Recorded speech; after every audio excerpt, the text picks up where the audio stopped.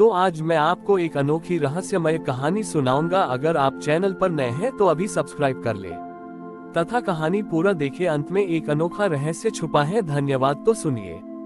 कैलाश के दुर्गम शिखरों के बीच एक ऐसी घाटी थी जहां दुर्लभ औषधियां उगती थीं।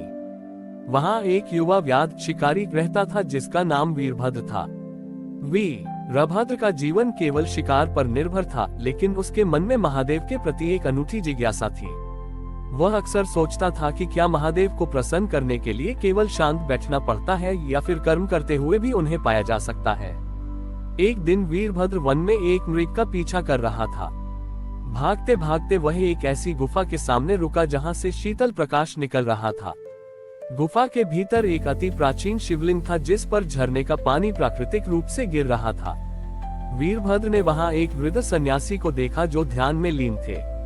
शिकारी ने देखा कि सन्यासी के चारों ओर स्वर्ण मुद्राएं बिखरी थीं और कीमती रत्न पड़े थे, लेकिन सन्यासी ने अपनी आंखें तक नहीं खोली।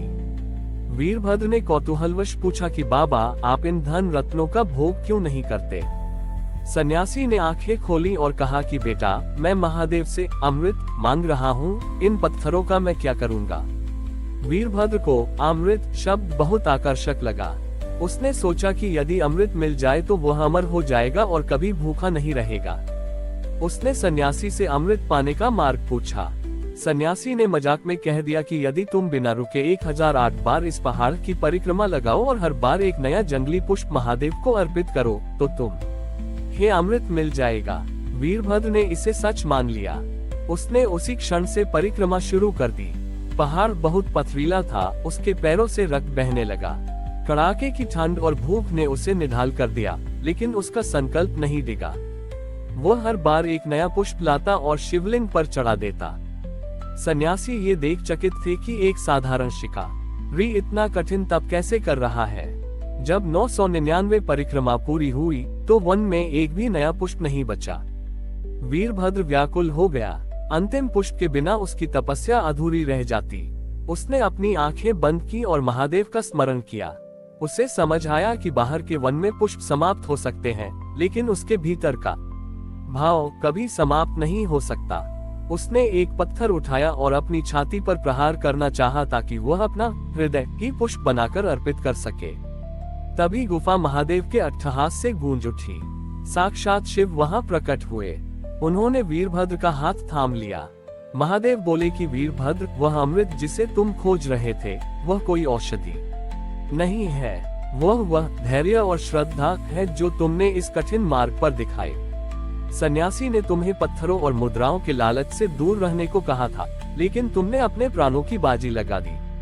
महादेव ने उसे एक दिव्य दृष्टि दी जिससे वीरभद्र को समझ आया कि अमृत का अर्थ शरीर का अमर होना नहीं, बल्कि मन का विकारों से मुक्त होना है। उस दिन से वीरभद्र शिकारी नहीं रहा, वह शिव पुष्प के नाम से जाना जाने लगा। उसने संसार को सिखाया कि ईश्वर को पाने के लिए बाहरी वस्तुओं की नहीं, बल्कि अपने भीतर के संकल्प को पुष्प बनाकर अर्पित करने की आवश्यकता होती है। सन्यासी ने भी अपनी भूल मानी और सीखा कि ज्ञान से बड़ी सरल भक्ति होती है। वीरभद्र, जिन्हें अब शिव पुष्प कहा जाने लगा था, उसी गुफा के पास रहने लगे। उनकी ख्याति सुनकर एक दिन उस क्षेत्र का सबसे बड़ा विद्वान आचार्य तर्कशील वहां पहुंचा। आचार्य को अपनी बुद्धि और शास्त्रार्थ पर बड़ा गर्व था। उन्होंने देखा कि वीरभद्र केवल एक पत्थर के सामने शांत बैठे हैं और उनके चेहरे पर एक अलौकिक संतोष है। आचार्य तर्कशील ने उपहास करते हुए पूछा कि वीरभद्र, सुना है महादेव ने तुम्हें दर्शन दिए हैं। मुझे बताओ, क्या महादेव ने तुम्हें कोई गुप्त मंत्र दिया या कोई ऐसी विद्या सिखाई जिससे तुम हवा में उड़ सको या स्वर्ण बना सको? अगर ऐसा कुछ नहीं हुआ तो तुम्हारी परिक्रमा और तपस्या का क्या लाभ हुआ? तुम तो कल भी एक साधारण मनुष्य थे और आज भी वही हो। वीरभद्र ने अपनी आंखें खोली और बड़ी सरलता से उत्तर दिया कि आचार्य, महादेव ने मुझे कुछ लिया नहीं और कुछ दिया भी नहीं। उन्होंने बस मुझे खाली कर दिया। पहले मेरे मन में भूख का डर था, मौत का भय था और अधिक पाने का लालच था। अब मेरे भीतर केवल शिव है। आचार्य को यह उत्तर रास नहीं आया। उन्होंने चुनौती दी कि यदि तुम्हारी भक्ति सच्ची है तो इस सूखे हुए ठूंठ सूखे पेड़ को हरा भरा करके दिखाओ, तभी मैं मानूंगा कि तुम शिव पुष्प हो। वीरभद्र ने कोई वाद विवाद नहीं किया। वे उस सूखे पेड़ के पास गए और उसे गले लगा लिया। उन्होंने कोई मंत्र नहीं पढ़ा, बस अपने मन की उस शांति को उस वृक्ष के साथ साझा किया जो उन्हें महादेव से मिली थी। उपस्थित लोग हैरान रह गए जब उस सूखे ठूंठ की टहनियों से कोमल कलियां फूटने लगी और देखते ही देखते वह वृक्ष सुगंधित फूलों से लद गया। आचार्य तर्कशील के हाथ से उनके शास्त्र गिर गए।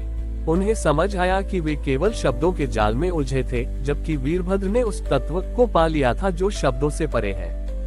वीरभद्र ने कहा कि आचार्य, जब हम किसी वस्तु को पाने के लिए तप करते हैं तो वह व्यापार है, लेकिन जब हम स्वयं को मिटाने के लिए तप करते हैं तो वही साक्षात शिव है। उस दिन के बाद से उस घाटी का नाम सृजन घाटी पड़ गया। वहाँ का वह चमत्कारी वृक्ष आज भी यह संदेश देता है कि जहाँ अहंकार समाप्त होता है, वहीं से वास्तविक जीवन का उदय होता है। वीरभद्र और आचार्य तर्कशील दोनों ने मिलकर वहाँ एक ऐसे गुरुकुल की स्थापना की जहाँ शास्त्रों के साथ साथ सरलता का पाठ भी पढ़ाया जाने लगा। इस कहानी की सीख चमत्कार शक्तियों में नहीं, बल्कि उस हृदय में होता है जो अहंकार से मुक्त होकर प्रेम से भर जाता है। हमारी और भी आध्यात्मिक एवं अनोखी कहानियां देखने के लिए हमारे चैनल पर जाएं तथा धार्मिक एवं पौराणिक अनोखी कहानियां हमारे चैनल पर है। कृपया जाके देखें तथा हमारे चैनल को सब्सक्राइब करके रखें और वीडियो लाइक जरूर करें। धन्यवाद।